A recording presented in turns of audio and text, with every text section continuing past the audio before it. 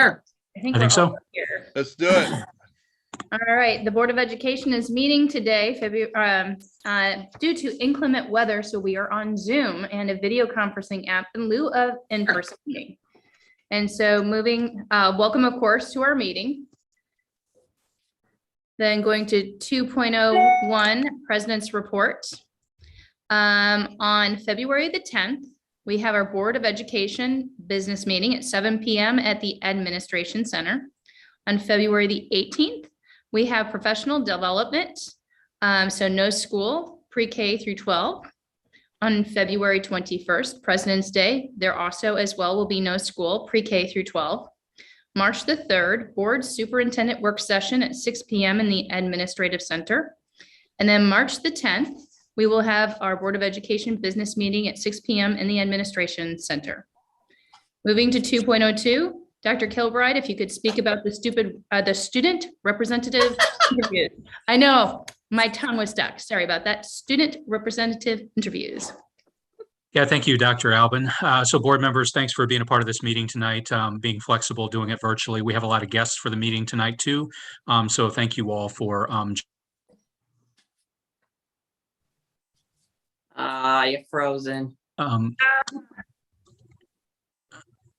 that You ain't right. froze. You're back.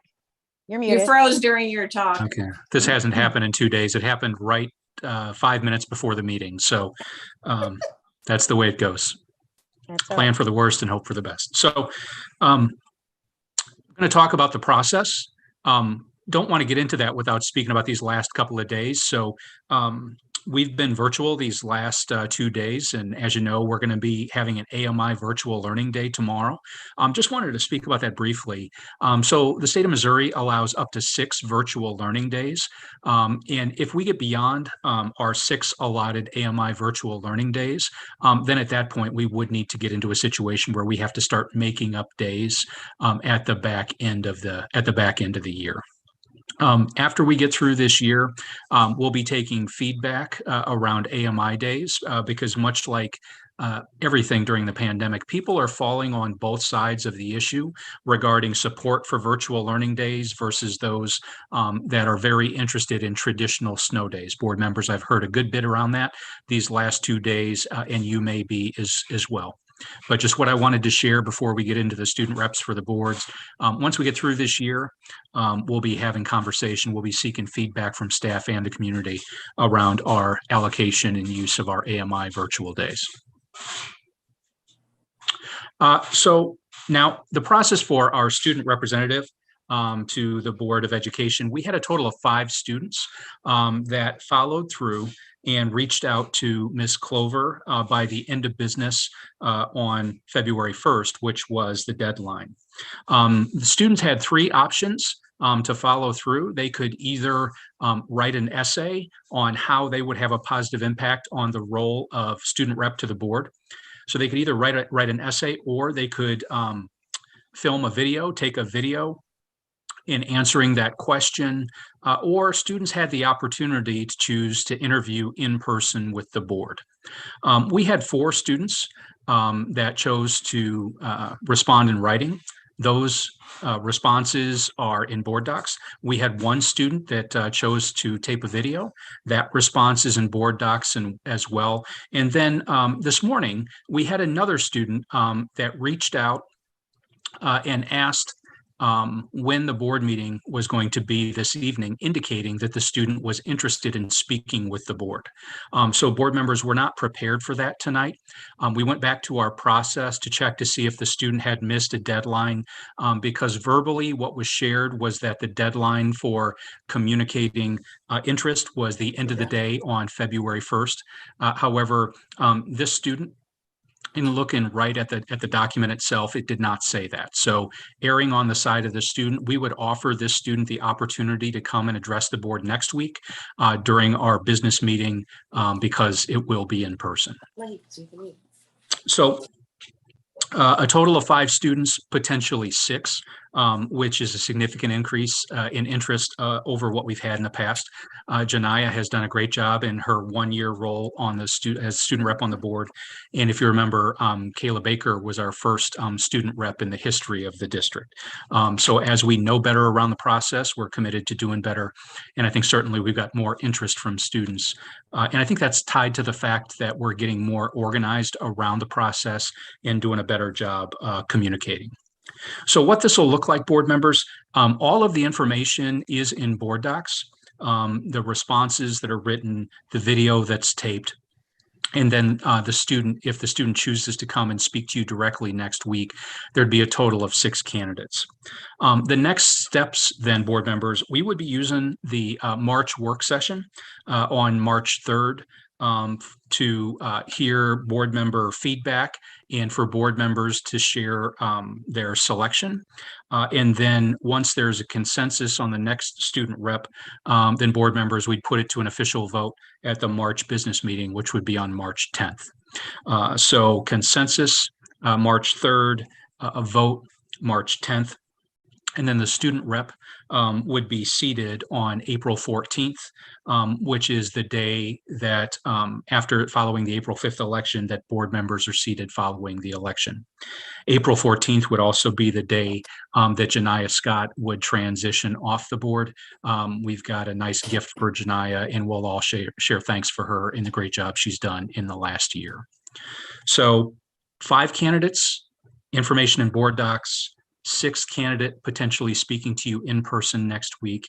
And if you can be prepared to share your feedback on March 3rd, we'll make the selection, seek a consensus there, and then put it to a formal vote on March 10th. Are there any questions around that, board members? So we're not doing anything tonight. We just have the information so that the ones that submitted it in writing. Is that correct? That's correct, Ruth. So nothing to be done tonight. We did have space reserved tonight for interviews. However, we didn't expect that there was going to be an interview tonight. So nothing to be done now. If the student chooses to interview, that'll be happening next week. Okay, thanks. Mm-hmm. Dr. Kilbride, this is Lisa Glover-Jones. I did have a question regarding, typically we don't necessarily have this number of interests of student representatives, which I think is a great thing. But I was curious, what is the voting process supposed to be like, since there's 7 of us and we've got 6 potential students? Can you give me a little bit of insight on that? Sure. Yeah, so we'll be using the similar process to what's been done in the past. Michelle Clover runs that process. So board members will select their 1, 2, and 3. Each of the candidates will be numbered, and board members will be asked to select their top 3. And then from that information from the top 3, we'll see if there is a consensus. And if there is a clear consensus on the first round, then that's the student rep. If there's not a clear consensus in the first round, then we would go to a second round and so on. But as we've done the process in the past, Ms. Clover would be running it, and we expect that it would run smoothly again. Okay, thank you. Mm-hmm. And I think to follow up on Lisa's comment around increased interest this year, I think we've done a better job communicating. Board members, we held an information session for students that were interested last week. Was open to board leadership, so Stacy and Lisa and myself.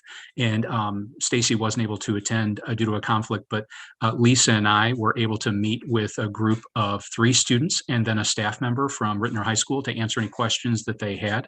And of the group of 3 students that joined, 2 of the 3 students ended up following through and applying. So with a new process, you find where can you be better around communication, and I think we're finding some ways to improve. Any other questions? Thank you, Dr. Kilbride. Thank you. Moving to 2.03, Cultural Competencies Plan, Mrs. Evelyn Gilliam, Director of Professional Learning. Good evening, everyone. Good evening. So we are going to share a recommendation with you this evening regarding the implementation of some cultural competencies. We'll talk about how we got here and what we are recommending. And there are some members of the committee with us who will also share in the presentation. So we can look at our vision and talk about the academic excellence and the graduates that we want to have produce those graduates that'll be productive citizens, and our mission that we want our children to be learning in safe environments and create a diverse and global society. And then our equity statement. And the key piece that we want to zoom in on is on tenet number 3, where it says teachers will embed cultural competency, cultural responsiveness, and trauma-informed practices into their teaching and their interactions with students. And so we want to make sure that our teachers are culturally competent and culturally fluid so that they can continue to have the best student engagement and ultimately lead to student success. So this is the part that we are very excited about, because our equity statement is not just saying who we are, it is who we continuously strive to be. And the work of this committee shows that effort. So the goal of our cultural competency is that our teachers and staff will be able to connect with students and families of all backgrounds in ways that are positive and meaningful. This next slide just gives you a little bit of background information on who was a part of this work. So I believe last May, I gave you an update just kind of explaining what we were going to do, what we did. We worked with Dr. Wellborn. We put these subcommittees together. And through these subcommittees, we ultimately wrote some competencies. I do want to put a note that the support staff is continuing their work under the direction of Charles Love. So the piece that you're going to get this evening is specifically on the 4 domains that focus on the teacher evaluation. So the presenters that we have with us this evening, I'll just share their names with you now, and then I'll let them introduce themselves again at the point when they are speaking. We have Peggy Carson from Wyland. We have Rebecca Lebb from Marion, Dr. Lisa Greenstein from Wyland, and of course, Dr. Mike LaChance in the Admin Center, and Dr. Wellborn, who is an author, professor, and consultant from SLU. You can go to the next slide. So this again is the why, part of the why behind what we have done. And you'll notice that if you look at our teacher demographics do not mirror our student demographics. And as a result of our student population becoming more culturally diverse, we want to make sure that the teachers that do serve our children are able to work with people from a variety of backgrounds and have the knowledge and skills and comfort level to be confident in the work that they do with our children. So that's part of the reason behind the work that we have put together. And now Dr. Wellborn is going to share the purpose of our work with you and some tools of cultural competency. Good evening, everyone. Thank you for allowing me to be here and the great opportunity to work with such an amazing committee. So just my work, I want to just start by saying prior to going to the university, I was a teacher and assistant principal in the Rockwood School District, and then found myself at St. Louis University teaching those who wish to be principals and superintendents. And so my work around cultural proficiency really has become my passion in life. And so when Dr. Kilbride reached out to me about a potential opportunity, I was excited to explore this. And so as we began our work, one of the slides at the very beginning, if you remember, Mrs. Gilliam said that we wanted to continue to strive to be our very best for our students in Ritenour. And so our purpose of our work really centers around that. So in designing and implementing cultural competencies, we wanted to get this into our evaluative tools. And so the first part of our time together as a committee was really focused on us and thinking about what it means to continuously improve. And so part of that was us learning how to experience cultural competency as both personal and professional work. Leveraging cultural competence to provide the very best educational experiences for our students to prepare them for life beyond their P12 experiences. So as Evelyn and I work to design each and every day of working with the committee for this common goal, we wanted to make sure, again, that we kept students really in the bullseye of the purpose of our work. So continuing to learn and grow as culturally competent educators, that's the whole purpose of cultural proficiency. And so, Evelyn, if you want to move to the next slide, or I'm sorry, whoever may have that. We wanted to ground our work in professional learning for ourselves so that we can help our teachers in moving towards cultural competency as well. So the framework, I'll talk very, very briefly about it. The cultural proficiency framework is really guided by research that's been around since the 1980s. So it's not something that's latest and greatest and new, but what these tools do is allow us as educators, as people, to really look at the ways in which our behaviors and our practices are impacting our students. And so by using the 4 tools that you can see there, the barriers, the guiding principles, it really allowed us the opportunity to talk about negative and unhealthy behaviors or practices that may exist and how those may impact our students. And then on the opposite side of that, of course, celebrating all of those wonderful, positive, healthy behaviors and practices that we know exist in Ritenour School District.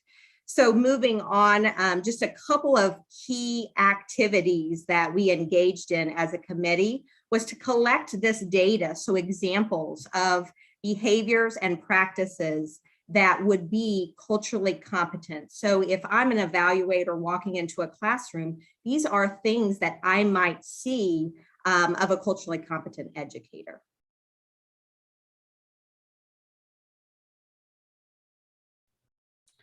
Okay, you can move to the next slide. So we did, as Dr. Welborn spoke about, as a committee, we did some work, but then I remembered last summer, last May, when we talked through this, I remember Dr. Thomas asking us about the student input. And so I wanted to make sure we included student voice in the work that we did this year. So we hosted a meeting for students and parents on May 27th. And as you can see, we did not have a lot of attendees at that meeting. I think some of it was because that was very close to the end of the school year.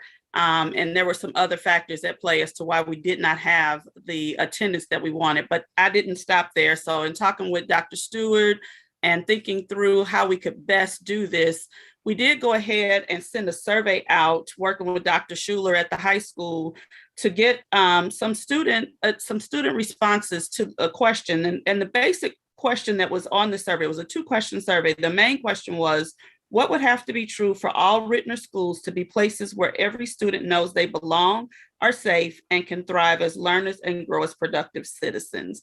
And so we had 222 student responses. And a lot of the responses, the students talked about things that teachers did to help them be successful, how they broke things down so that it was easy to learn, teachers giving students multiple chances to understand and do the work, understand different religions and cultures that students have, being a great teacher by explaining things to them, teachers wanting students to be successful, being friendly. This one student talked about how in different schools that they had attended before coming to Ritenour, that teachers were rude and disrespectful. But here they said every teacher is respectful, and that really makes me feel like I can tell them something and I wouldn't have to worry about what they say or act. The teachers here make me feel comfortable, so I feel like that's something that made me successful. And so what we wanted to do was take this information that we got from the students and we shared it with the committee and had them to just think about it as input and other information to use as they were writing their competencies. So if you go to the next slide, you'll notice that we had this survey both in English and Spanish. We're still trying to get some responses. We didn't get any responses in Spanish. I did not put that one out in a timely fashion for students, but we did put it out to the teachers, to the families, to the parents. So I'm still waiting to get responses. I do want more responses from families because this is ongoing work. And because it's ongoing work, we are going to continue to get that information and continue to use it as we refine our practice. But I wanted to make you aware that we did, get as much student input as we could in order to help frame the work that we did. So now Dr. LaChance is going to give you a quick overview on the domains that we're going to talk about, and then we will get into the proposed competencies. As an overview for the teacher performance-based evaluation tool, I just wanted to refresh the board's memory. I know that some of you have seen this over the years, but there are really 4 domains, beginning with planning and preparation, the classroom environment, professional responsibilities, and instruction. And within those domains, there are a total of 22 subcomponents below those domains that are there on the slide, and a total of 75 elements. So this is a pretty comprehensive document. And the work that we did was aligning the cultural competencies to these domains. And then later on, we'll talk about additional work that needs to occur regarding our teacher performance evaluation tool. So now we're going to share 4 competencies with you. We wanted to start a little bit smaller this year because, you know, there's a lot happening. But in addition, because this is a new idea, we wanted to start small and make it manageable. And so we have these 4 competencies that we want to propose. The first one will be shared by Peggy Carson, and she can tell you a little bit more about herself. Good evening. I'm Peggy Carson. I am a teacher at Wyland Elementary. I was on the Domain 1 Planning and Preparation Subcommittee. And I'll just give you a minute to read this, the Domain 1 that we crafted as a committee.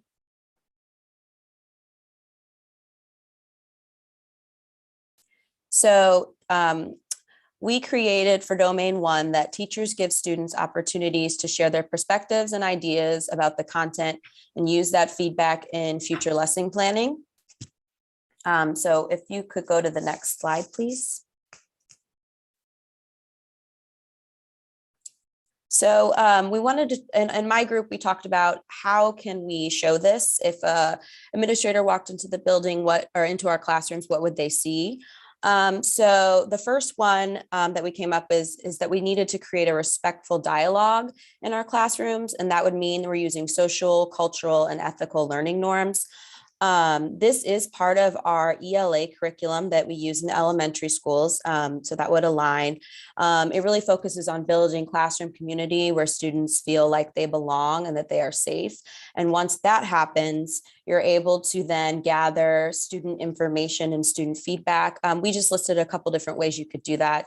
You could use Google surveys or exit slips, think, pair, share, where students is a discussion tool we use where students think about a prompt, pair up and discuss and share it out. Also, whole group discussions is something that we could use to get student feedback on how they feel the classroom has developed and evolved socially, culturally, and ethically. And that is all I have. Thank you. Our second domain addition or proposal will be presented by Rebecca Lebb.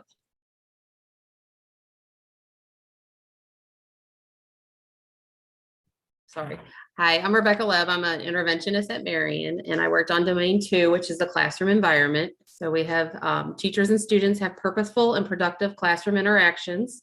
Teachers incorporate relationship-based interactions and demonstrate an understanding of the age and cultures of their students that allow teachers and students to navigate adversity within the classroom community.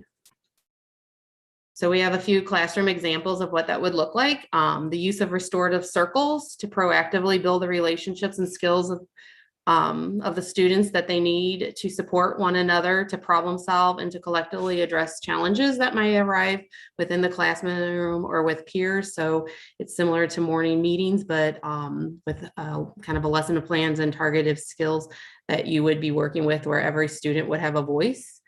Also having and setting those clear and shared expectations within the classroom, and having the students work with the teachers to create classroom norms collaboratively. Thank you. Domain 3 will be presented by Lisa Greenstein. Good evening. I am Lisa Greenstein, the principal at Wyland. And I was part of Domain 3, which is focused on instruction. And our group decided to really focus on the piece of teachers effectively communicate across cultures through oral, written, and nonverbal language. And so we had a lot of conversations about how that communication would be done in an inclusive manner and what that would look like in the classroom. So on our next slide would be the teacher using visual supports and gestures to communicate with students. We know that some of our students, as they're learning the English language, or if they're building up their vocabulary and their prior knowledge, they really need that visual that is paired with the word. It could also look like the teacher seeking opportunities to communicate with students in their home languages. This may be that the teacher is actually using phrases or words that they're learning of the languages spoken in their classroom, as well as exposing other languages. Or it could look like an app. A lot of our teachers are already using apps on their phones to be able to have that conversation with their student right in the moment. And it also would be that our teachers are using interpreters to be able to communicate effectively with the students and also with their parents. Also, we might see the teacher checking for and building background knowledge while honoring students' experiences and their individual opportunities that they have had. So what that could look like is seeing what does the student already know and then supporting what they need to know to make meaning of that lesson, but also providing opportunities for students to contribute to building that knowledge by sharing their own individual experiences. And Domain 4 will be presented by Dr. Mike LaChance. The subcommittee that looked at Domain 4 really targeted actions that the teacher would take to partner with families. So the proposal that we have tonight involves teachers using clear and situational appropriate language, verbal, nonverbal, and written with families. And the teachers would use language that is respectful and responsive to the cultural and linguistic needs of families. So examples of that would include written communication forums that meet families' needs. And we know that those forums are ever changing. So there are many formats for those written forums, but the key is that it would meet the family's needs and include translations when needed. Also that the teacher reaches out to families for positive calls and positive contacts to keep families aware of progress made by students and when needs arise, and that also teachers' contact information would be readily available so parents and family members would know how to contact that teacher and they would get a response in a timely manner. So we thought through all of these domains, what might be some of the professional learning that needs to happen? Because a lot of these pieces are things that were already in the PBTE, but we wanted to call them out and spell them out specifically through a cultural lens. And so we thought about what kind of professional learning might need to happen. And that can include restorative circles, culturally responsive teaching, strategies. There could be articles and book studies or book discussions, discussion groups, classroom visits, so teachers can see how other teachers implement those pieces into their classroom and into their instruction. There may be webinars, summer learning opportunities. There may be others. Dr. LaChance, did you want to speak on any of these pieces? Because the main thing here is that we know that if we want our teachers to do these particular things, we've got to provide the professional learning that they need in order to be successful with what we're asking them to do. I would just like to mention that often professional learning is already occurring for many of these skills and does involve often teachers who do it well. So teachers who do it well through the mentor program or just in buildings often help support teachers who are new to the profession or may need some help from their colleagues. And administrators work with teachers to provide ongoing coaching and support. And so that would be another method that we could provide professional learning for staff members. So we have all of the language that we want to recommend this evening on this one slide, and Dr. Kilbride's going to kind of talk you through what we are asking as a committee. Yeah, so board members, you can see the language that came from the work. This is connected to our plan of action that we've been working on since not long after March 25, 2020. A number of strategies connected to our equity work in the district. This is the Cultural Competency Committee recommending language and changes to the PBTE document to insert the level of accountability around the look-fors that we seek in the name of serving every student every day. So if we can go to the next slide. So this is what we're seeking to do. If the board would approve this language, these 4 competencies next week at the February business meeting, then it's all around fidelity and getting calibrated around what this looks like and sounds like in action. If it's about holding people accountable, there has to be calibration and consistency across all of our buildings, across all of our work groups, because if there's not, then it can absolutely turn into a gotcha. And then people will be questioning professionalism, are they being targeted, so on. So any kind of evaluation structure, it's always around training and calibration. Designing professional learning opportunities to support the implementation of each of these competencies. And then this would become a part of the evaluation cycle that would be implemented across the district. We work to be a district that's after continuous improvement. When we know better, we'll do better. And so we would be working through a series of cycles to review, reflect, revise, and possibly incorporate up to 4 additional competencies as necessary. And that would all be done with the work of the committee. This is not one person or 2 people. There's a committee that's committed to doing this work. And I thank them for their time after school, educating during the pandemic. People are really giving of themselves to move this work forward. I'm real thankful for that. And then as data shows what it's going to show us, we'd be repeating this cycle as necessary. But board members, what would be coming to you next week? We'd be recommending those 4 changes to language in the PBTE. And if you would approve, that would start the process. And I think we're at the point where board members, if you have questions for members of the committee, you can feel free to ask. So we'll be approving next week the language, right? But then you'll come to us later for how we're going to measure these things is that correct? How it's going to be measured when you evaluate the teachers, is that right? So if next week, if you approve the language, then that would become a part of the PBTE. So then the look-fors are built into the language. So if you approve it, that would become part of the evaluation structure that would be implemented with staff starting next year. We would be using the time from the point of board approval to the point that it would be implemented next year. That's where that calibration and fidelity work comes in. Yeah, so I mean, it's not just a subjective, this evaluator thinks this is how you do it, and this evaluator thinks a different way of how you show it. It's going to be something that all evaluators will follow so that it's fair. Is that correct? Yes, and that's the calibration work. There's the language, which we believe to be actionable, but there needs to be dialogue and training to make sure that everybody's on the same page.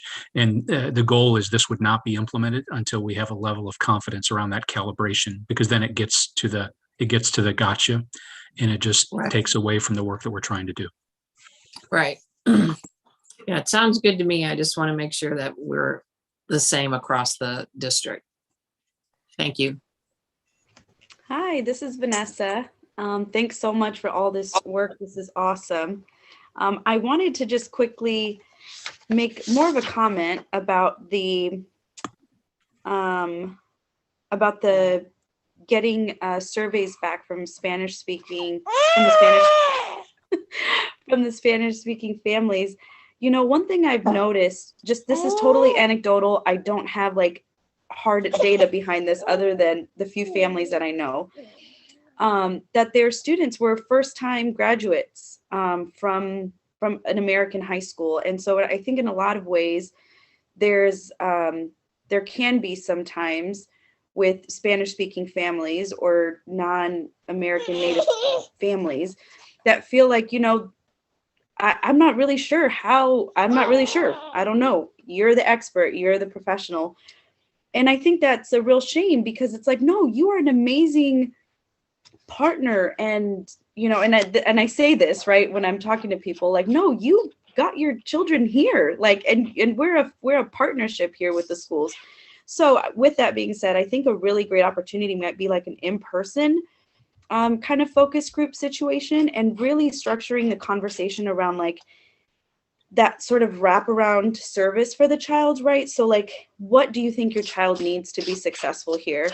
And then how can we work together to make that happen? Because there is a high level of commitment and really wanting their child to succeed. And I think all families, right? But I just think that language barrier sometimes really creates that distance, or that sort of, I don't really see myself here. I don't really see that, she sees herself here. She's like, I am making space for myself. Anyway, so I just wanted to throw that out there. I'm more than happy to help kind of hash out the idea a little bit more, but just thought that something a bit more impactful might be like an in-person thing or a Zoom, but making it more personable and intimate like that. Because I know that sometimes those surveys are pretty wordy too, or the language, again, is just a little different. So yeah, I just wanted to make that comment. Yeah, I'm sorry. I'm sorry, go ahead. I was just going to say thank you for that. I like that idea of the kind of that human to human touch, whatever way we can make that work. I think I froze during a portion of Vanessa's comments too, but as Vanessa was speaking, I was going back to the work that we're trying to do with people instead of 2 people or 4 people. And so any way that we can try to get voice at the table, we're trying to do that. This is Jennifer. I just wanted to make one comment. I'm very thankful for all the work that you guys are putting in here. One question I have is, what about like also connecting to our substitute teachers and things like that? Because we have quite a few that they substitute almost every single day here, and making sure they're a part of this work also. And we're having them participate too. So just wanted to make sure that we're doing that. And do we see this also kind of involving, like, especially with our other parts of our staff and in other areas outside of the teachers? Yes, so Charles Love is working with the support staff. They met with us. So like last May 25th through the 27th, we had a committee of support staff with us. And then in talking with Charles Love over this year, he thought that it would be better if they kind of did their own, and they're going to be working on it this summer. So there will be, a touch with support staff as well. And something else you said made me think substitute teachers. Thank you. Yes. So the substitutes, definitely. I know over the last 2 summers, Jamie Sims has actually done a really good job of connecting our support staff to our new teacher training. And so when we host new teacher events, she puts them out there to our substitutes. And we've had some come to, some of the different trainings that we've done. So this would be something else that we could connect them with as we're doing all of that professional learning over the summer. So definitely we can absolutely make sure that subs are connected. Great. Great, thank you.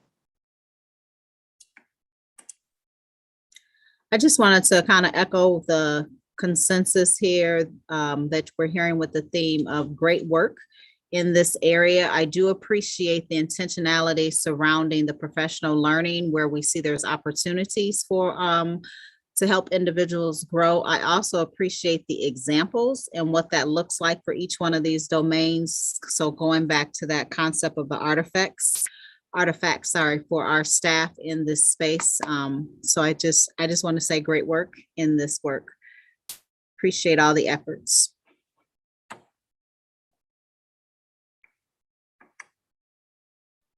Thank you. Thank you. I have to put a quick plug out here as well because Jamie, Dr. Wellborn, did write a book this related to cultural competency that we are going to be using in our professional learning moving forward. So it's hot off the press. Mine is still, fingers still burning, but it will be a part of our professional growth. Okay, sound like we need to get some signatures there too then. That's exactly what I told her. I'm waiting to get my book signed. I get this text message. I got him. Thank you for that. The interesting thing about this book, if you search culture proficiency, I told you it's been around since the 1980s. This is the very first book that's research-based. It actually follows a school district that implemented cultural proficiency and worked to embed it in all aspects of the district. So if you think about all aspects being all departments, all buildings, all grade levels, all of that. So thanks for that plug, Evelyn. I appreciate that. I think this is some great work that we got going on. And again, I have nothing to base it on, but I feel like Ritenour again is leading a leading group in our county with charging forward. And I do mean charging. We're not sitting back and saying, when we have time, let's do this. This is a priority. This is important. And we're drawing a lot of people together within Ritenour and outside of Ritenour to get this implemented. And it will change. It will change the face of Ritenour, and it will make it such a dynamic and diverse group that it's just exciting to watch it and be a part of it. And I congratulate everyone. I mean, everyone that's here and everyone that's working on the committees. This is going to be a game changer here. Thank you. We appreciate that vote of confidence. I look forward to the next steps. And let's go. Absolutely. Thank you so much for all of your wonderful work on this, because it's going to be amazing when you present everything. I look forward to seeing how it's going to be progressing in the future. Does anybody have any other questions or anything you want to add? Is anyone taking notes so that we can write a book about Ritenour and how it gets changed and everything? We have a lot of the work that we're doing. We do have a lot of documentation behind it. One day we might want your signature on something, huh? I'm thankful for Evelyn and her leadership, along with Dr. Wellborn and her leadership, and all the members of the committee that have put in a great amount of time over the course of a year and a half for this work. I think this is truly work that's been done with the Ritenour staff, with parents, and that's the most exciting part of all of it, I think.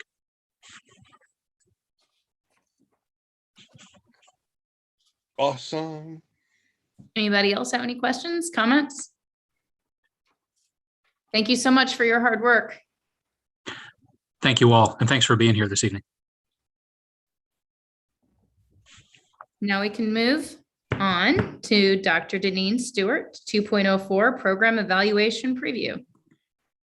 Well, good evening to everyone. I have the pleasure of presenting the Program Evaluation Preview with Dr. Michael Nobile, which is our coordinator of curriculum and federal programs, and also Dr. Matt Schuler, which is our assistant principal at Ritenour High School. So our vision in Ritenour School District, of course, we're working in collaboration with parents in our community to develop our leaders that would lead lives of productive citizens and lead lives of personal integrity. And also our mission, we will ensure our students think critically, solve problems, and learn in a nurturing environment that prepares them for success in a diverse global society. In our equity statement, this presentation ties to our equity statement by providing equitable access to a quality curriculum, resources, and instruction for our students, and also ensuring that we embrace and embed all cultures as we approach curriculum design and instructional practices. This presentation also highlights the programs in Ritenour School District. And at the end of the presentation, I will talk about generally how that may impact our budget. With your approval, of course. Also, this slide, I'm really excited to present this slide. It really comes from the book at the bottom, Rigorous Curriculum Design. A few years ago, a group of educators from Ritenour attended the Model Schools Conference, and Dr. Nobile and I have been working very closely with the author of this book to really look at our review and revision process. So just to review this process, it really focuses on these three areas. If we can go back to it, our standards, really focusing on our Missouri learning standards, assessments, and instruction. And when we look at our Missouri learning standards, when we go through the review and revision process with our educators, we really look at the standards. Teachers prioritize the standards. They determine which standards are a priority, which are supporting standards. Teachers unwrap those standards. They identify Bloom's taxonomy on the standards, which is really a level of determining rigor in lessons and assessments for students. Also, when we look at our assessments, we look at our priority standards and create assessments that are aligned to those priority standards.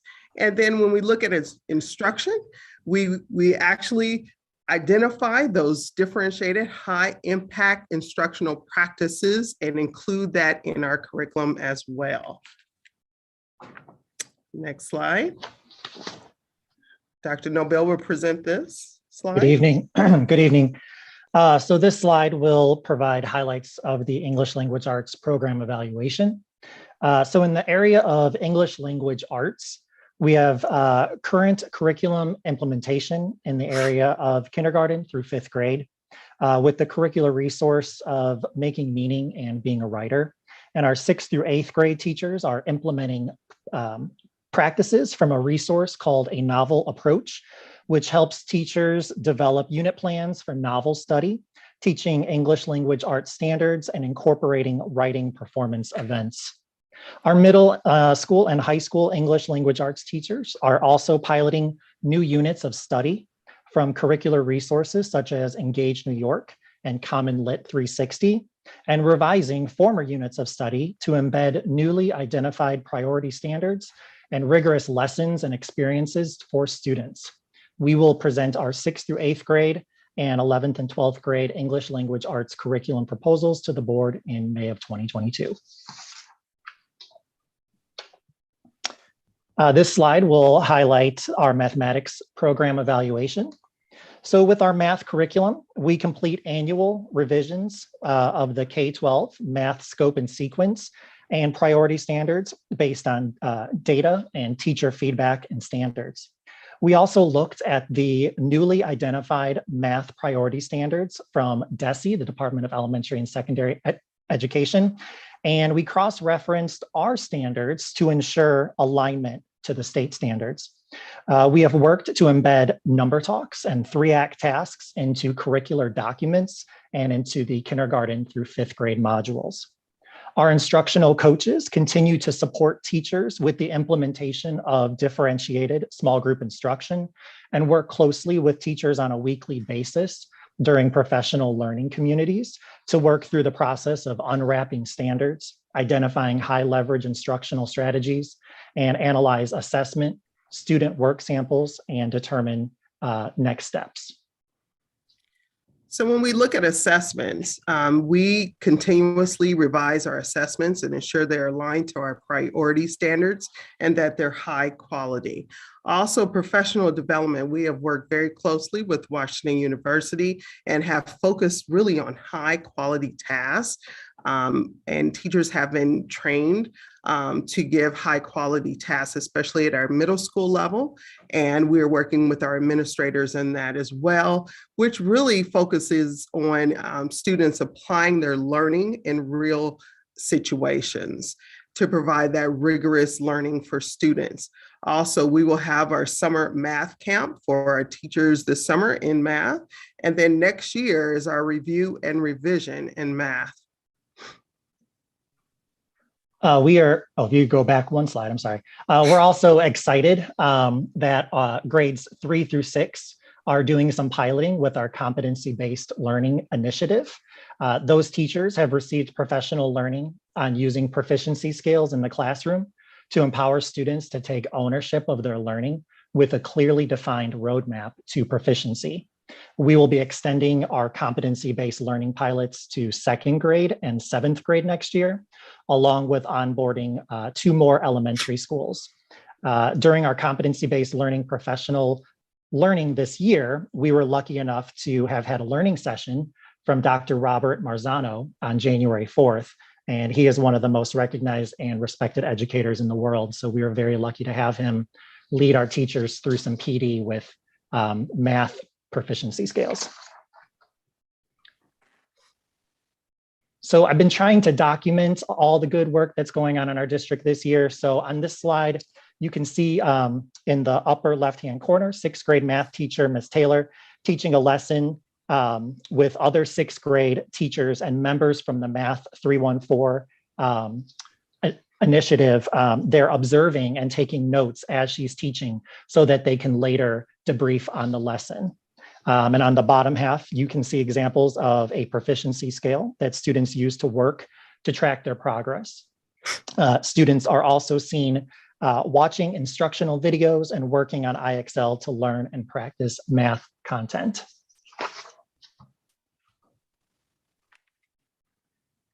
So in science, we continue to partner with Washington University and MySci, with really collaborating with MySci and Ritenour School District teachers to write curriculum and revise that curriculum every year with the feedback of teachers. We also receive feedback with teachers in regards to professional development opportunities as it relates to science. And with that feedback, our high school wanted to focus on the goal of analyzing and interpreting data. So that professional development has been provided to teachers at the high school level. And then our middle school teachers really wanted engagement and questioning feedback on that. And we provided professional development in that area too. We have really strengthened our partnership with MySci, and we meet with them very often, the curriculum and instruction department as well, to plan out professional development and curricular units with them. Also, there's coaching support for in science at the middle and high school level as well. The next slide.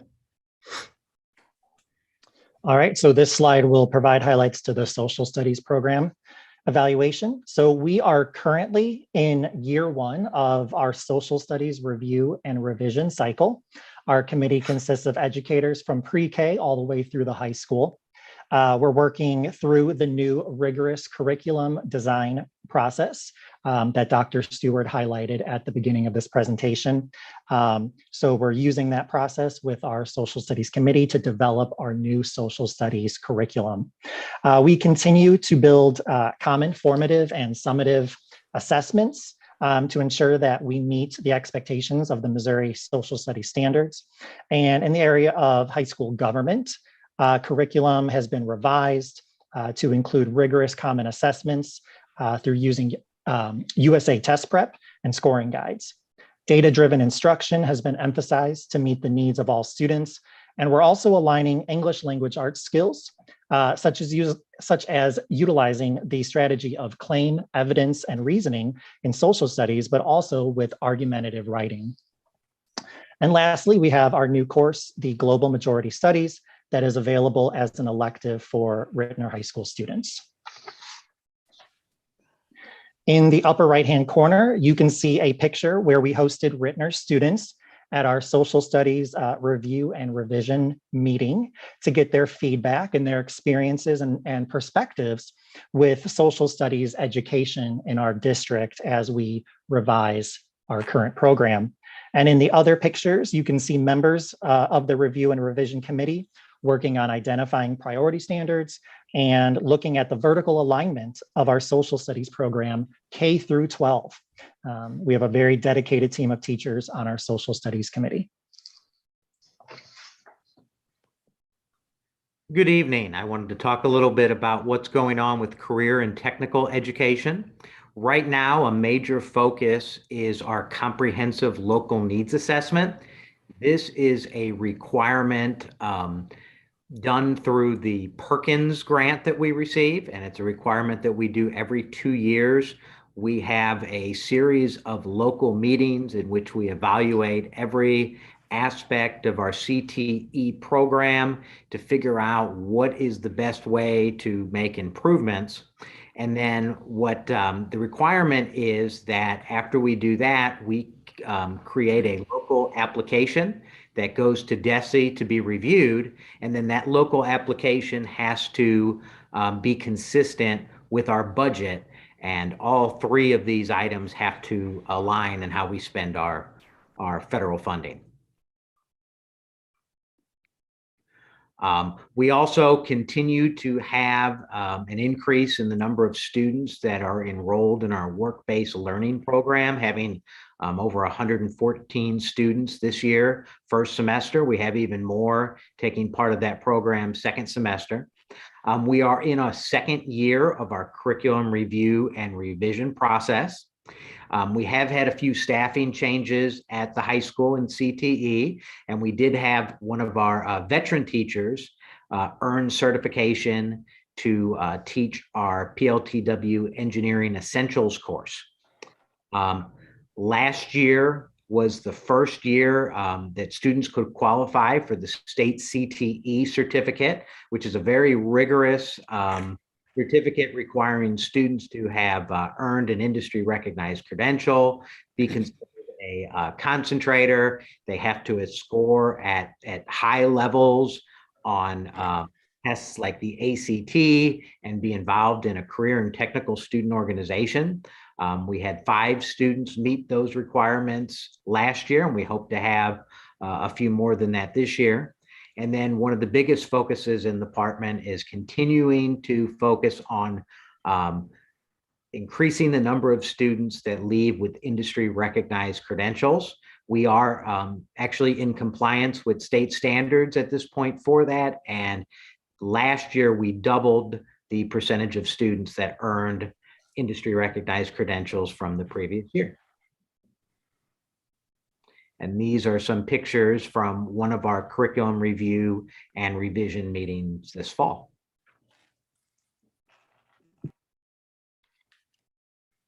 Okay, and we will transition to library media specialists. We'll continue to focus on STEAM and makerspace activities for at the library media specialist program.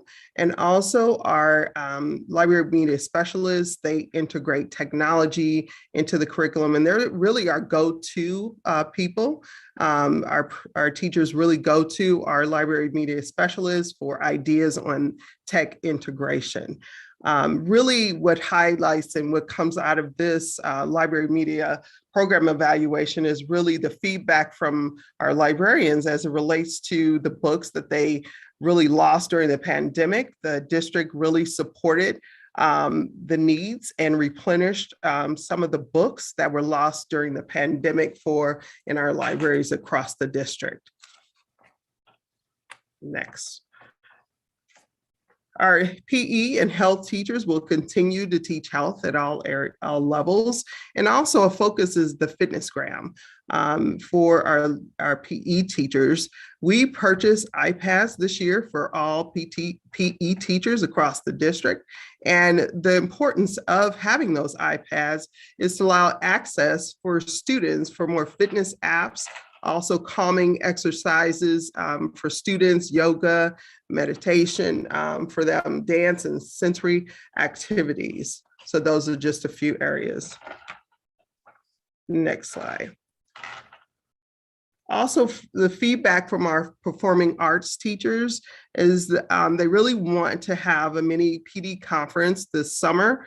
They've been working closely with Evelyn to try to have ORF training and world drumming PD are just a few examples, and really want to continue that professional development sessions really focusing on the needs of the performing art teachers. I also just want to highlight a teacher at Ritenour Middle School, orchestra teacher that is piloting CBL, Competency-Based Learning, and she's using that in her classroom as well. Also, visual arts will continue to allow students to have choice with art, with student choice art and mixed media art. And we have 7 teachers that are taking advantage of the Art of Education, which is an online professional development platform. World languages, we had several world language teachers that really took advantage of this summer and really looked at the curriculum and made some revisions this summer. Also, world language teachers are advocating for course sections for native speakers of Spanish. They're working on that and would present that to us for next school year. And also, the goal is to offer more dual credit courses in world languages. We know that French is offered this year as a dual credit course at the high school. This next slide really focuses on the number of students that participate in the state virtual learning platform. We have 20 students at this point that participate in MOCAP at various grade levels that you see on this slide. And really, to summarize, we will continue to really provide professional development to our staff and really focus on increasing the outcomes of all of our students. In May, I will present specific budget information as it relates to these areas. Right now, I will present really, this is what it will entail overall. We will focus in on ELA and the curriculum revision and ELA at the middle, high school level and early childhood level as well. And we'll present to you in May CTE, curriculum revision, and the resources that we will propose to you then. Are there any questions? Yeah, I have one, Dr. Stewart. On the MOCAP, are any of those of the 20, like, are any of them siblings? Like one family has all their children in MOCAP, you know, how many families is it?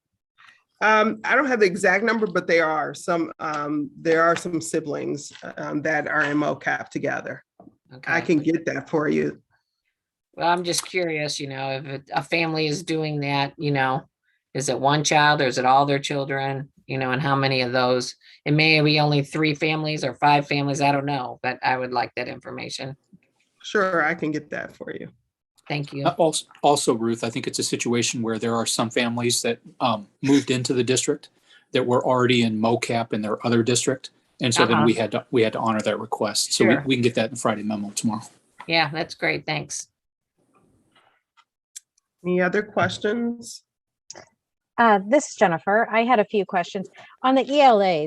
I remember a couple of years ago, those were the pieces that we did not go forward with. Is that correct? That is correct. Okay. That is correct. So right now we're working on middle school. We kind of push back middle school and 11th and 12th at the high school level as well. Okay. And then I was just wondering, I saw the picture of when the students were keeping track of, like, as their competency base and how they were growing and everything. So do you see that as like a instigator to the kids to kind of be like, oh, okay, I got to get that done so I can get up here and get up here. So is it really instigating those children to kind of push themselves further and faster? They definitely get motivated. And Michael and I can answer that question. When we go to classrooms, some students will tell you, I don't have to wait on the class. I can continue to learn.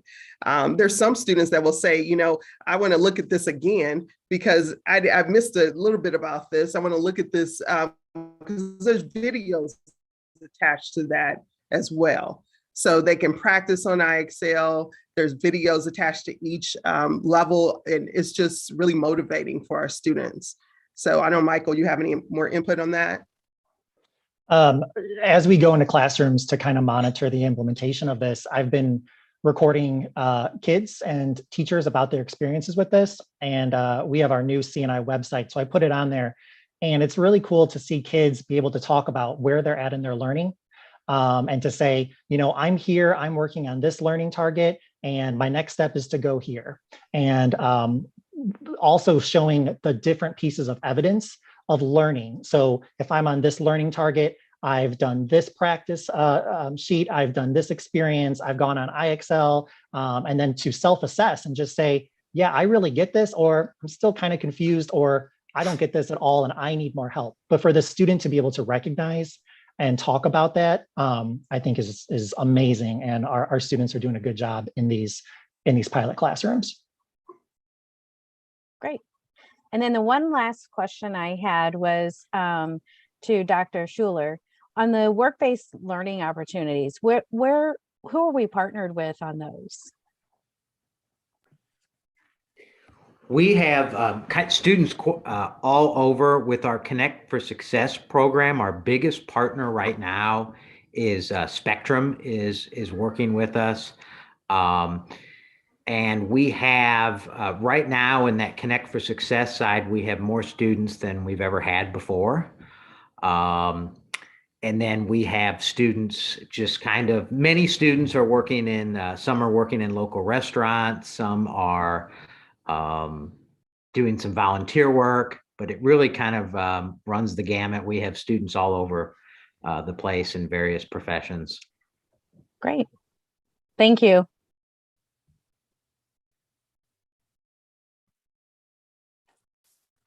Okay, thank you. Any other questions? Thank you, Dr. Stewart, for all of your hard work. Thank you. Moving to 2.05, Mr. Dwight Lindhorst, the budget update. Good evening. So I'm happy to give you an update as far as next year's budget goes. Again, our vision and our mission, we could not accomplish without resources, and then allocating those resources to schools equitably so that they are allocated to provide services and support students based on their need, not just on an equal basis. So first, I wanted to show you our current budget. You can see where we started this year. We've made adjustments so far, both revenues and expenditures, and we still are showing a budgeted surplus. And you can see where we would end up as a fund balance as a percent of the expenditures. Again, we normally realize a budget recapture or spend less than we budgeted, so that's always good. So as far as next year goes, assess valuation this year is not a 2022 is an even year. As you remember, reassessment is on odd years. So there'll be a little growth in residential and commercial just from last year's new construction. And then we'll probably have a little average new construction this year. And we'll have to see how many people paid, how many taxpayers got refunded based on protests in the past. And so we may have a recoupment rate for next year also. Next slide, the basic formula. Legislature is committed to appropriate the amount to fully fund the formula, but that's easy. It's about the same amount as this year. It's the same state adequacy target or SAT as this year. It's been the same for a number of years now. Of course, our weighted ADA is going to go down because of lower student attendance last year and this year, but we can submit an estimated ADA for next year that I hope will be much more back to normal. And the state sales tax has continued to increase. It's really great, even during the when other states were seeing reduced state sales tax, Missouri was seeing increases. So we'll continue to see amounts increase per average daily attendance. As far as expenditures go, we'll begin our discussions with RNEA very soon. And again, we're trying to attempt to maintain competitive salaries in our area or to improve our standing in the area even. Health insurance premiums, the last month that we've seen in December went up. The claims went up, but still likely to see 3 to 5% increase, if not less.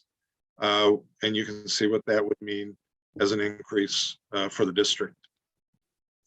And then just kind of summarizing the parameters, we always look at programs for efficiencies and possible reductions. We'll be using the same building allocations per student. We want to maintain that increased staffing that we've added this year to support students through the continued ESSER funding, the federal funding. And again, we want to recommend salary increases to at least remain competitive in the region. Extra requests this year, we'll probably approve some of those just due to inflation. As you can imagine, custodial supplies, maintenance supplies, child nutrition, food, and other supplies that they use. All of those things have been going up in cost. So, but we're also looking at some expenditure decreases. We anticipate doing lighting retrofits this year across the district with LED, and that should lower our utility costs. And some of our buses are coming off of lease, so we will see some expenditure decreases as well. And then these are our next steps. Very similar to previous years. I'll be sending out the allocations next week, I'm sorry, and schools and departments requesting those back on the 25th. And then Dr. Kilbride and I will be reviewing those with principals and department heads. And we'll talk about the budget again on March 10th. And I'll continue to keep you up to date through April and May until we look at the proposed budget in June, and hopefully the board approves the budget June 9th. So I can answer any questions if you have any. I have a couple, please. Yep. On the budget update, the expenses, what are those related to that increased? I'm sorry. Well, you got down 21, 22 budget adjustment. Yeah. Mostly, yes. I'm sorry for Okay. this year's budget. Yes. Mostly it is increased staff that we have added through the ESSER funds, as we've talked to you about increases at the high school, increased a lot of the Title I and different federal programs we don't budget at all at the beginning. So a lot of that is expenditures, but offset by revenue. We're also purchasing, we'll be purchasing some, next week you'll hopefully approve a purchase order for some laptops that we need, but they're greatly discounted with some other federal funds. So it's various items that get added every year as we go along through the budget process through the year. Okay, and the ESSER money is in there, and is that correct? Correct. Okay. Yes. Okay. And the other question I had, I thought earlier when we spoke, Dwight, you told us that you didn't think the health insurance premiums were going to go up based on, I guess, some meetings that you were in or whatever. Am I incorrectly remembering that? No, so for this year, we had a very small increase. So that was back when we were talking about this year's budget, and those go into effect October 1st, because our plan year is October 1st through September 30th. So we had a small increase. If we talked about it, it was the first couple of months. Again, it just started in October and November. those couple months looked okay, but it's usual for December over our break. Staff get a lot of work done then, and also spring break, and then of course the summer months are the highest claims for the whole insurance trust. That's just something we expect all the time. But I also think, well, there's a couple things. December was 5 weeks. Most of the months are 4 weeks. Some months come in 5 weeks. So December looked bad for that reason. It also COVID with the Omicron surge. I think we saw some increased expenditures from that in December. So we haven't seen January numbers yet, but we're meeting tomorrow, so I'll know a little more tomorrow, but with our third-party administrator for the trust. Okay, thank you.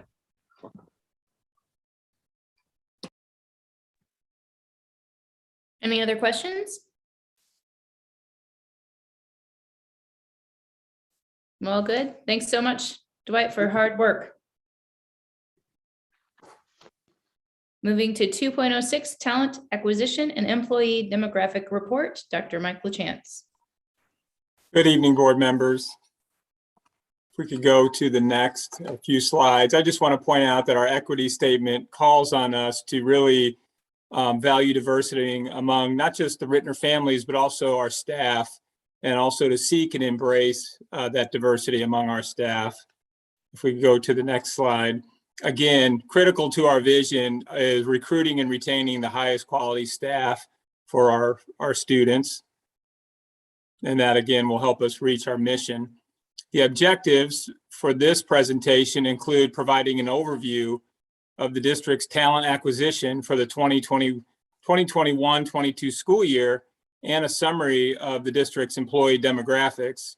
I'll also share with you exit and entrance survey data that the board had asked for last year when I provided this report, and provide an overview of strategies for recruitment and retention. So our talent acquisition for this current school year, and this data includes all the way up until the last board meeting where additional staff members were added to the district, 53 teachers, 13 counselors and social workers, 4 administrators, and 22 support staff.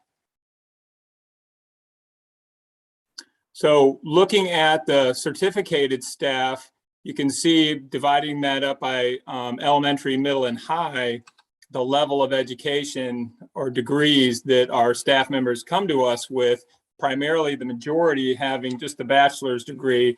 And those are typically people new to the profession or at the beginning of the profession, all the way up to those with doctorate degrees. Can go to the next.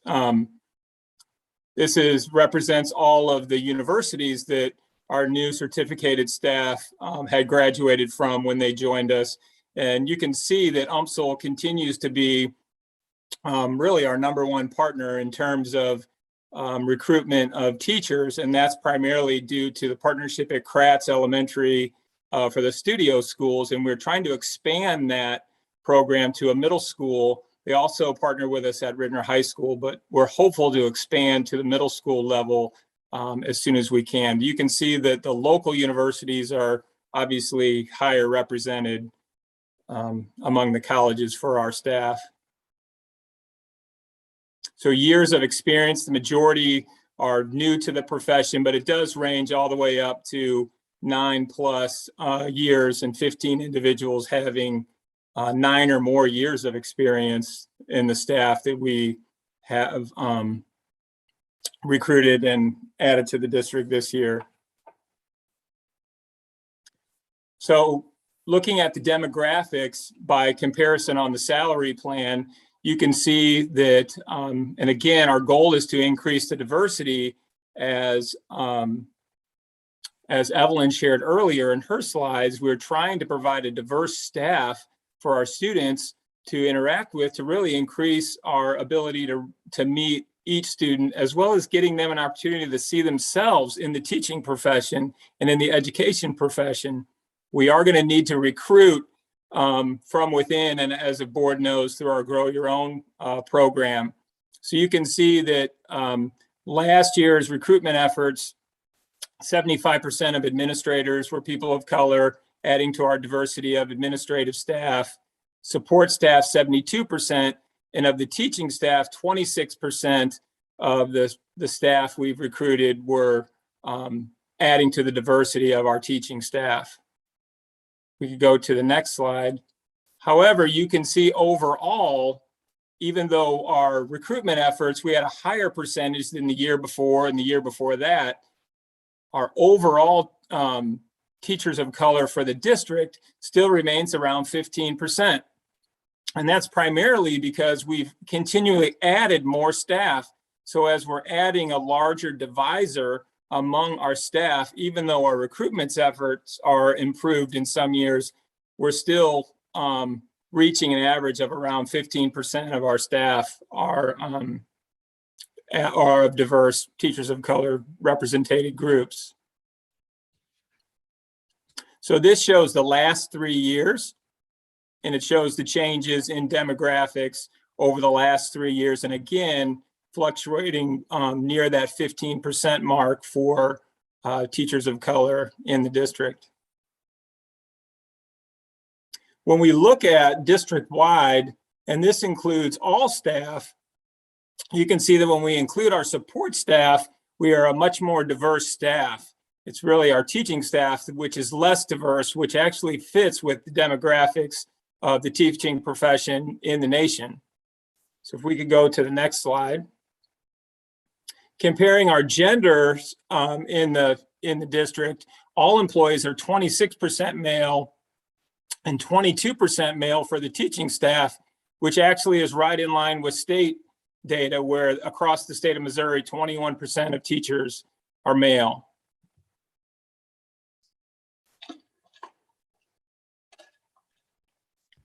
So we're going to take a look at each school and compare the student demographics to the teacher demographics at each school to see more at a close-up level what that diversity looks like in each school as we try to increase the diversity among our teaching staff, and what outcomes are we seeing.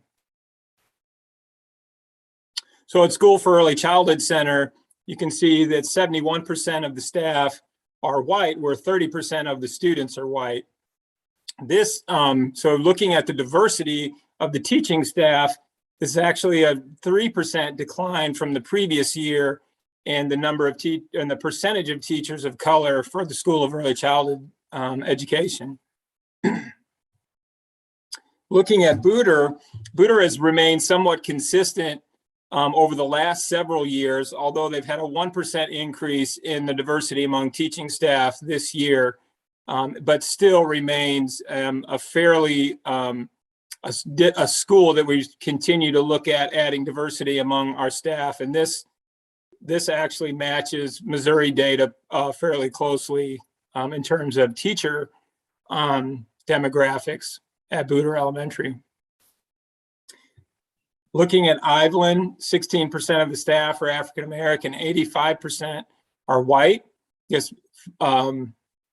fairly matches in terms of the white population, the district demographics, although you can see the student demographics are much more diverse than the teacher demographics, again, calling on us to increase the diversity of our staff. Similar with the Kratz school, again, you'll see that student demographics are much more diverse than teacher demographics.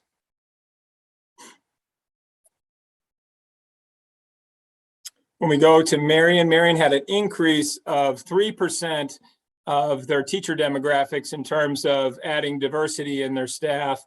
But again, consistent with other schools, our student population is much more diverse than our teacher population. Marvin has stayed consistent with no change compared to the previous year in teacher or student demographics. It's fairly consistent, and we'll continue to work to add more diversity among the teaching staff at Marvin.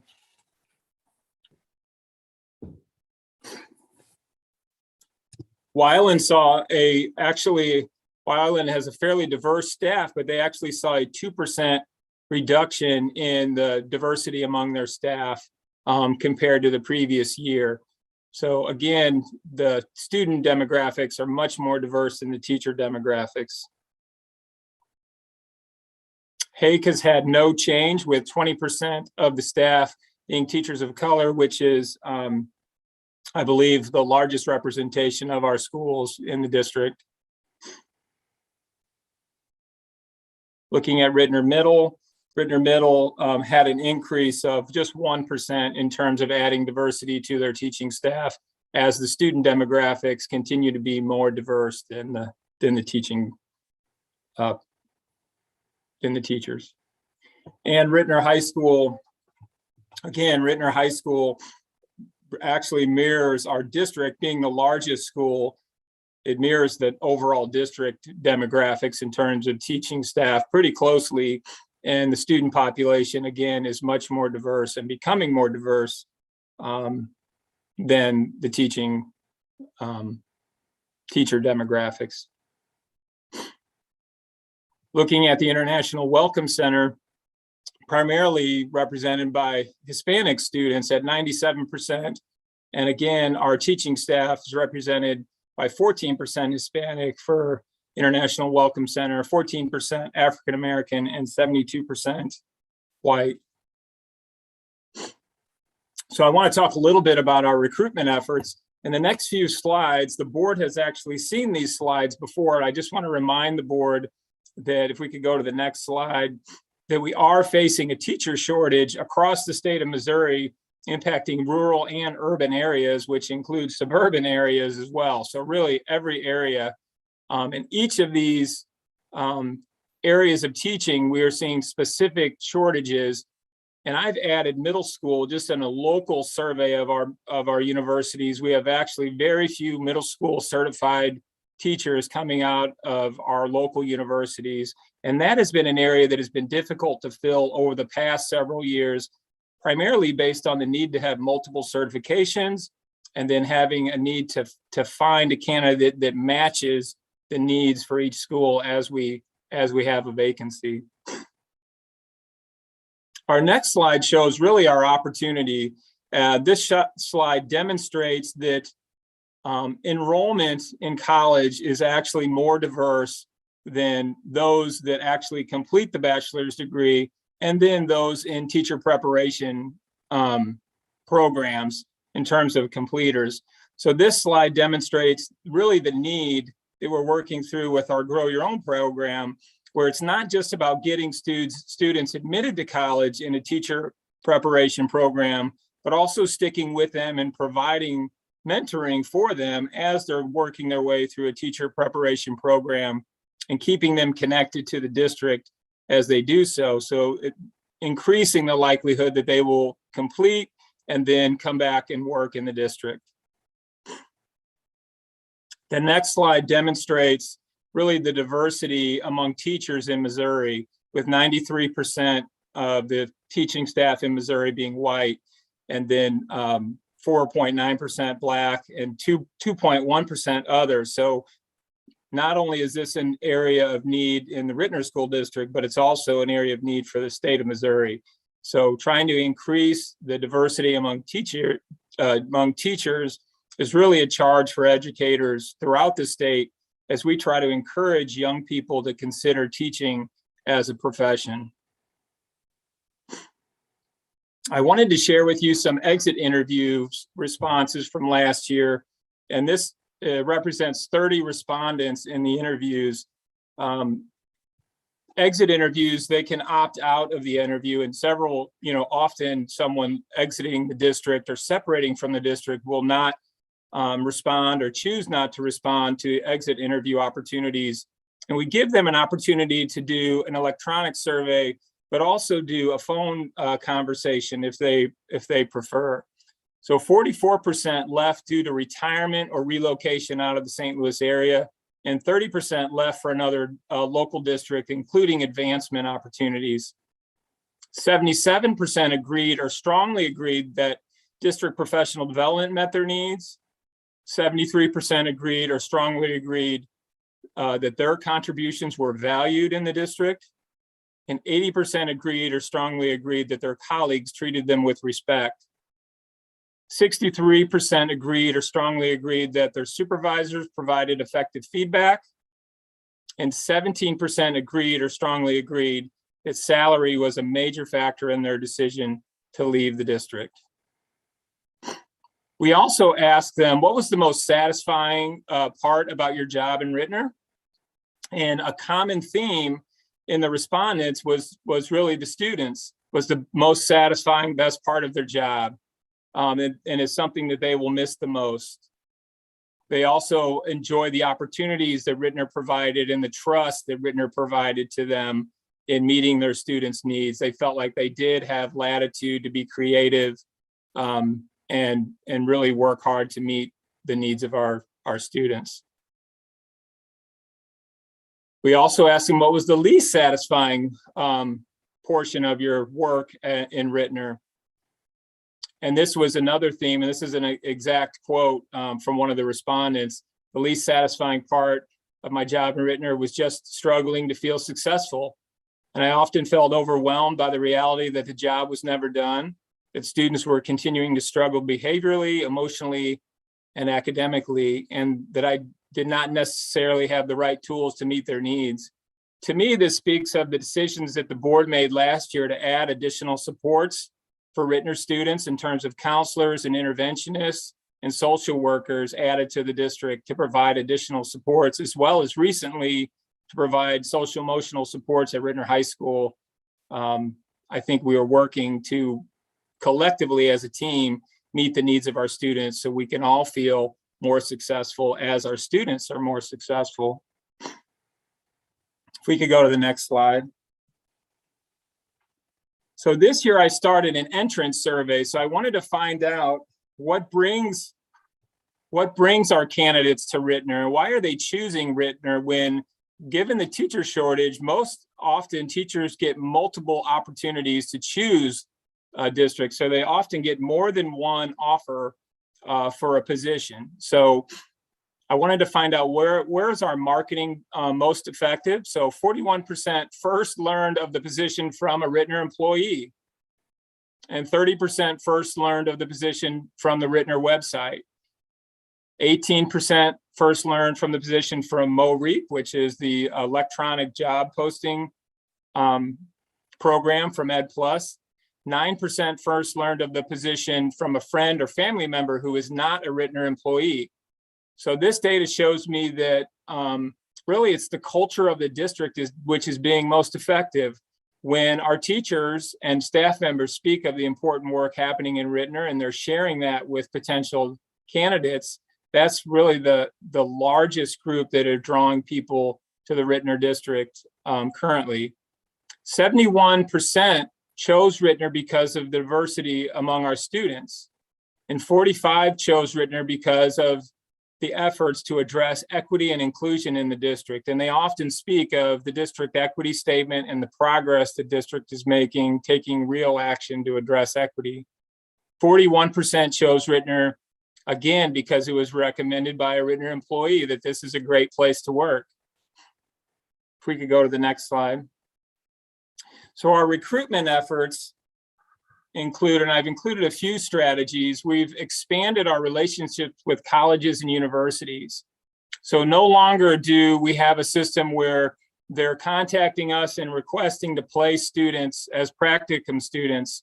We've contacted all of these universities and said, we absolutely would like to partner with you and have your practicum students, your education students join our schools. And what we find is the more students, education students, the more experiences they have in Ritenour schools, the more they want to stay and continue to work in Ritenour schools. So this is a very effective recruitment effort. We also know that the Ritenour Grow Your Own teacher program, we're looking to continually add to that program. Last year, we had 2 students complete that program and are now at SLU. This year, we had 23 students involved. 1 student unfortunately transferred out of Ritenour, but maybe they'll come back as a teacher someday.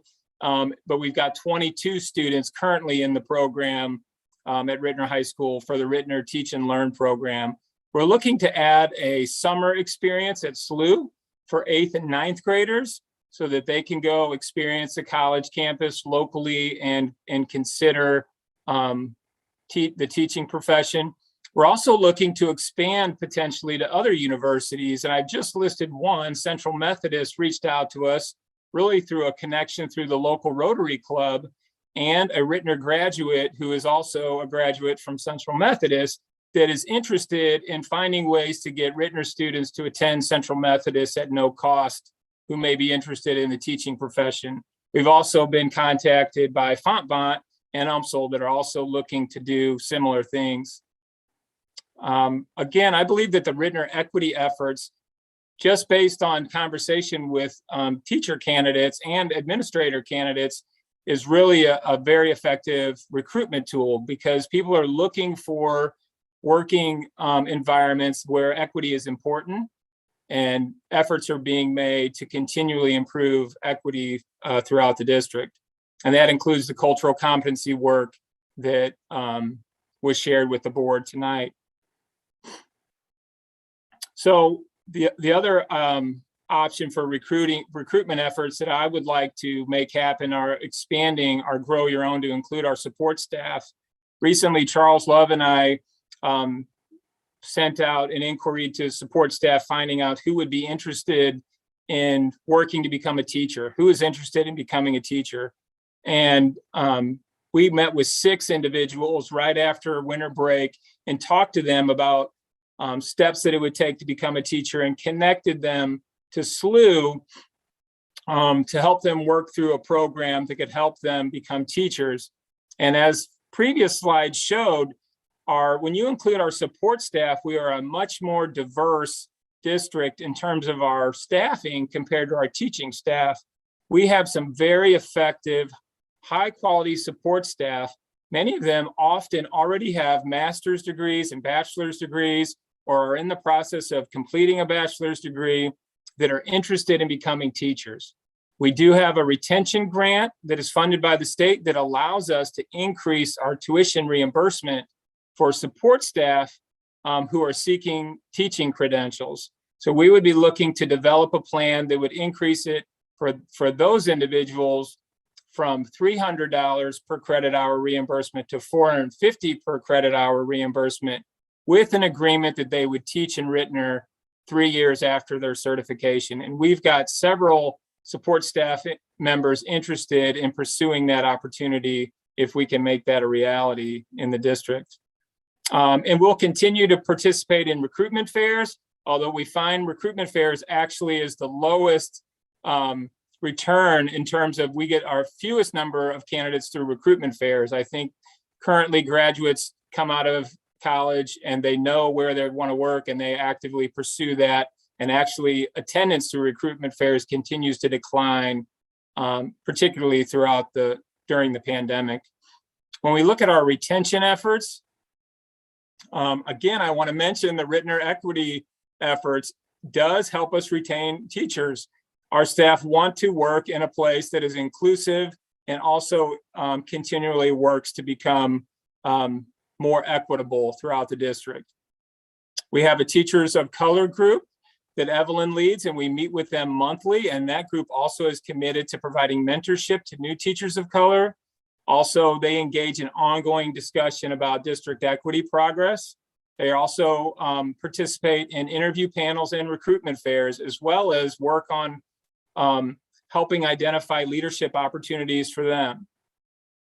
We continue to provide social emotional supports. We've talked before about the employee assistance program benefits that the district provides. And there is also a new Ritenour Wellness website that links staff members to wellness opportunities for them in the district. And I provided a link for the board. We're looking to improve the teacher mentor program. This is based on survey feedback from our teachers. And we would be looking to potentially increase the stipend provided to mentors through the PD budget and provide additional professional development for those mentors to support our new teachers. Again, providing leadership opportunities is an interest of our teachers, and the Professional Development Committee helps to identify those options.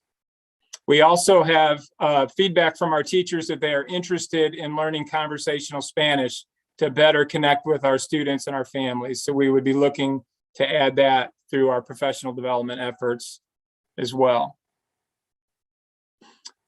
I mentioned before a teacher retention grant, and we've been awarded $448,800 from the Department of Elementary and Secondary Ed to address teacher retention. We were also given allowable expenditures, which we surveyed our teachers with to find out what our teachers most interested in terms of utilizing those funds, which have to be spent over the next 2 years. So teacher feedback overwhelmingly said they were interested in adding additional teacher supports in terms of teacher aides, and they were aware of that would likely provide for 2 to 3 additional teacher aides, potentially at the middle school level where we're seeing the highest need currently. We're looking to increase the extra duty stipend, particularly summer school, additional stipends for bilingual Spanish speaking staff. We're looking to have an assessment to assure who is bilingual and then provide an additional $1,000 annual stipend.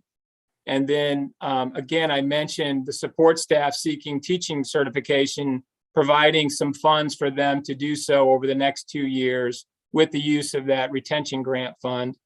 These items would end up being included in the overall budget that Dwight would bring back to the board throughout the spring, and then as they look for approval in June.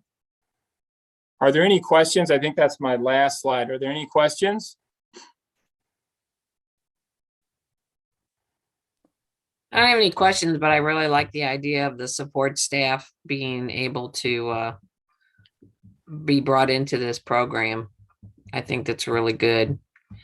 I know there's a teacher, I believe at Marion, that was a support staff person and got her teaching degree. So Absolutely. And that's a challenge for them too, as they're working with us full time and often raising families to become a teacher. And she's doing a great job at Marion. And we have another teacher at Hague that actually started in child nutrition that is now a teacher.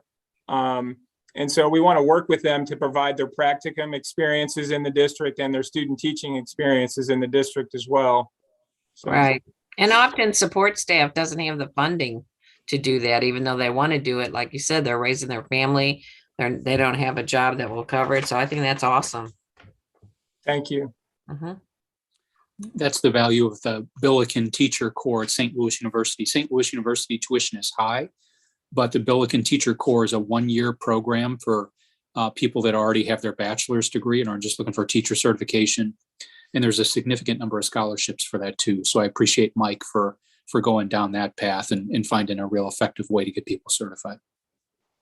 I think it really helps by getting those roadblocks that a lot of individuals that would want to go through the program just can't afford to do the program. So I think it's definitely, going in the right direction. Yeah. I thank you for all of this. Mike, I was going to just comment on thank you for providing the link for the wellness. I clicked on it really quick and kind of scanned it. And so are these activities or things that the teachers have said that they would appreciate for wellness? Because one thing I noticed is that there's the on-site massage therapist, and I'm just thinking, knowing we're short-staffed, like I can just imagine a teacher like not having the time to actually utilize that. So I don't know if this was like their first option or something that they said they wanted, or other things maybe that they have noted they would appreciate or would help their overall well-being. Sure. So actually, Charles Love and Julie Hahn work through a wellness committee where they develop ideas and they get feedback from staff members.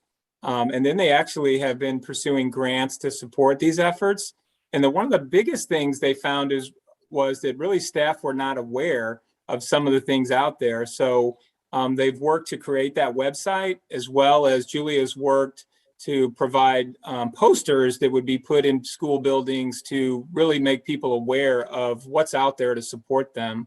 But we will continue to get feedback from our staff and adjust what's available for them is what we've committed to. That's great. I was going to say that reminded me, actually, I know it was really helpful in my job. We're through United Healthcare, and they covered the Peloton membership for a year. Like things like little things like that actually make a big difference. So I'm just thinking of the like pretty simple, not a whole ton of energy or effort, but it's actually really impactful. I mean, just to get a free membership or something. But if you can let the staff know that that's available. Sure. That's a great idea. I know that they expressed some interest in yoga and yoga classes. So I know that they're pursuing getting some yoga instructors in the district that can provide some regular sessions. But I think the Peloton and those ideas are great. Yeah. Go ahead. Go ahead. Go ahead. Nope. I was going to say, ahead, the Ms. Jones. other thing I really liked were the exit interviews and the entrance interviews. I think that's valuable information. And the exit interviews where they were saying they never feel like, they finish their job, that they don't, it's so dependent on the kids needing so much. I think that's true, not just for the people that leave us, but also for the teachers that are still here. So I think that wellness stuff would be a great thing to help with that. Absolutely. Absolutely. I agree.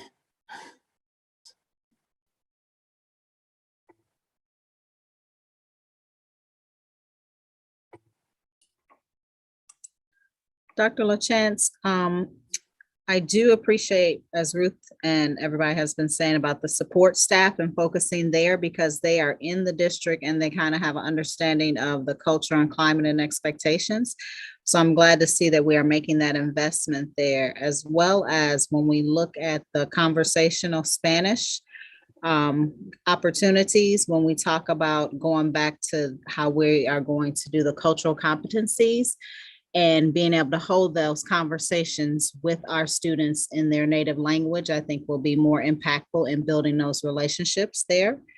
The other thing I'm glad to see in the grant implementation that we sought out, surveyed our staff to get feedback from them on ideas about ways to retain them as in their profession. I think that firsthand knowledge and feedback is beneficial when we're looking at this grant implementation, and glad to hear that we're taking advantage of those funds. Going back to what Ruth was saying about the exit interviews, my question would be, how are we, I understand totally how we define success as a whole when we talk about the goals and everything as a district, but how are we celebrating the small wins of success in our individual buildings and with staff so they may not necessarily feel as overwhelmed? We all know that sometimes success can feel like a moving target, but are we taking advantage to celebrate the small wins and successes in our buildings and in the spaces so that the staff don't have to feel like that, we want to see everybody proficient, but we're seeing such small gains, or those numbers and percentages are looking so low, it feels like we're never going to get there. But are we actually celebrating the small things that are occurring in the buildings and classrooms? Just I would say there's always room to do more, for sure. We have tried to model that with our administrators in terms of during administrative professional development, honor small gains and celebrations, and then encouraging them to do the same with their staff. And we've been, as you know, just a small wins with attendance, trying to provide a breakfast to a building. But you're absolutely right. There's probably innumerable ways that we can continue to do that and need to do that, so that we can measure progress. I think it's Dr. Green that says in a thimble at a time rather than in buckets at a time, and we'll feel much more progress along the way. Thank you. I think it's also realizing that all that work is not going to happen at the district level, because the buildings, the closer you are to the people serving the children, the more informed you are about what people need. So with Mr. Lindhorst's leadership, we have put some additional money into building budgets for those specific things, for increasing morale in buildings, increasing recognition of staff. And those are decisions that building leadership teams can make with that money. Gotcha. Thank you.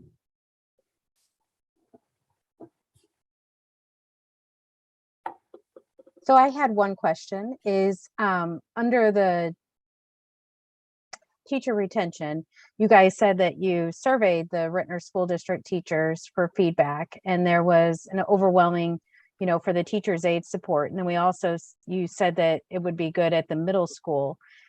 So when we were asking that question, were we asking it across everybody? And so are we going to be able to fulfill, like, if it was highly at the elementary, or, are we making sure that we're fulfilling all of those areas too? Does that make sense? Sure. What I'm trying to say? Yes, absolutely. So we initially sent out the survey and actually got that same question of clarity from our teaching staff. So we tweaked the survey and I sent it right back out. I think it was the next day, stating, and their concern wasn't where would they go. Their concerns were how many teachers' aides can this potentially fund. And so I clarified that really 448,000 sounds like a lot, but we're really likely talking about 3 full-time teachers' aides. And those other items listed there were in rank order of what the teachers were also interested in. So they weren't just interested in teachers' aides, they were also interested in that additional stipend fund. And we know that summer school is a challenging time to recruit teachers to work in summer. They also did list some items that I put on another slide. So they listed the conversational Spanish in that same retention grant survey, as well as the mentor support for mentors and increased stipend. So working with Evelyn, we believe we can meet that need through the PD committee and the PD funding, and then, try to address the other funds. But I think you're absolutely right. There's not 448,000 sounds like a lot, but it does not go very far over the course of 2 years. So we are committed to being transparent with those efforts and also coming back. So I'll include some feedback next year on what were the results of this retention grant in the board report, as well as we will be reporting out to DESE the expenditures and what was the outcome of our retention efforts. So we've reported our retention percentages, and we'll continue to report those, in this report to the board, but also to the Department of Elementary and Secondary Ed. Okay. And as always, I just appreciate the Grow Your Own program and everything, because I just think it is so important, especially right now. We've talked about how there's not very many middle school teachers actually in the colleges. And so that is going to be a shortage area. So investing in our own students who live in our community to be a part of our community, I think is just such an amazing opportunity for us and them. So thank you for that, continuing that work. Thank you guys for supporting that effort. Anybody else have any questions or comments? Thank you, Dr. LaChance. Thank you. Great work. We can move to the agenda review. And I don't know, yep, there it is. Put it right up there. 3.01, proposed agenda for the regular business board meeting, business board of education meeting. Thank you, Dr. Alpin. And I want to make sure, Dr. Kilbride, too, and I'm sure you'll probably mention this too, we have our board evaluation as well as our superintendent evaluations that hopefully you can talk about to make sure that they're accessible and we can all get them completed. Yeah, thank you, Dr. Alvin. So next week, board members will be in person, weather permitting. The weather forecast next week looks pretty favorable, so I don't think there's any concern that we'll be back in the boardroom. We're going to have a school of the month. It's going to be Hake Middle School. So looking forward to hearing about the good things that are going on at Hake Middle School. We'll have our set of reports. During my LAC report, there's a lot that's going on in Jefferson City that I'll speak on in the LAC report. Part of it will be around the supplemental budget that's yet to be approved. And there's a deadline of the end of March for approving that supplemental budget that has the potential to have an impact on districts. Also, we'll give an update and ask Dr. LaChance to talk a little bit about the testimony that he provided last week in Jefferson City around virtual charter expansion. When we get to the business items, we'll have a conversation about board goals. If you remember back in October, we surveyed to get some baseline data around board goals, working closely with Doug Bray and some conversations with Stacy and Lisa. We've got a recommended strategy around the board goal, which has to do with secondary communication. So we're looking forward to that conversation next week. That's going to be a report and some dialogue. Stacy mentioned the board self-eval. So Michelle put the links to the board self-eval as well as the superintendent eval in the Friday memo that was pushed out to board members. If that's something that board members are having trouble accessing, Michelle can push out another email with the links tomorrow, if that would help. And then we could answer any questions you might have about those two things now.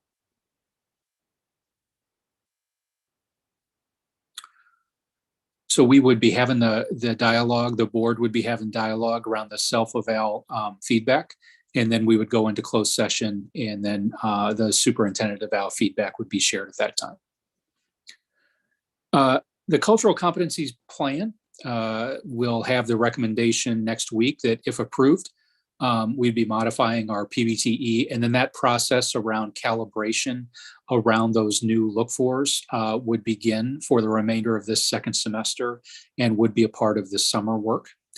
So we'll be seeking your approval around those 4 competencies to the PBTE next week. We'll be seeking your approval of the calendar of dates for board meetings for 2022 and 2023. That's confirming dates and times of our board meetings. Every month, we make a recommendation around the Return to Learning Plan.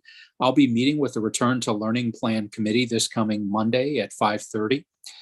So every 30 days, we make a recommendation to the board and we seek your approval for the learning plan. I'll share a bit of an update on what's going on in Missouri around the lawsuits. Dr. LaChance will have a list of personnel recommendations. This is a very busy HR time. We're right in the middle of hiring season, so we expect to bring a pretty significant personnel list to you next week. And then we have the standing item for board member comments in open.